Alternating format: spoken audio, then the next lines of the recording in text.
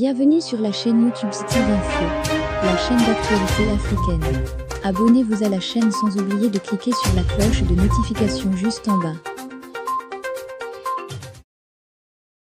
Après une année 2020, marquée par ses déboires avec la justice, l'artiste Sidiki Diabaté revient sur scène.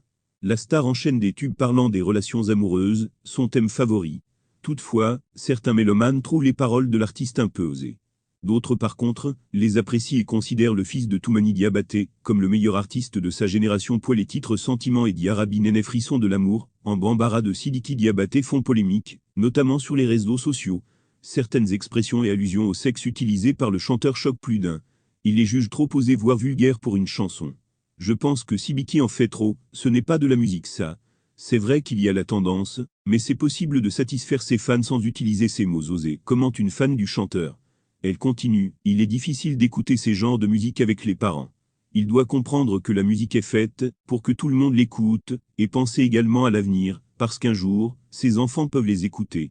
Ils peuvent être déçus de lui, conseille celle qui n'est pas trop emballée par ces derniers morceaux du génie de la Kora. Il ne chante pas l'amour, mais parle de sexe, charge un internaute qui a adressé une lettre de protestation à la star malienne. Sidiki chante l'amour dans tous ses aspects et les jeunes tourtereaux sont très sensibles à ce qu'il dit. C'est d'ailleurs sa marque de fabrique. Un de ses fans qui a préféré garder l'anonymat confie que l'artiste emploie des termes qui peuvent paraître ambigus pour quelqu'un qui ne vit pas la même situation. Il estime que l'artiste est l'une des fiertés de la musique malienne, et pour cela il doit être soutenu. Mamadi Keïta, amateur de musique traditionnelle, n'est pas de cet avis. Il pense que Sidiki Diabaté contribue à la dépravation de nos mœurs. Si un artiste de sa trame se permet de parler des choses intimes de cette manière, les enfants qui l'écoutent peuvent être tentés de découvrir ce qu'il dit, pense-t-il, ce qui serait, selon lui, un danger pour nos valeurs.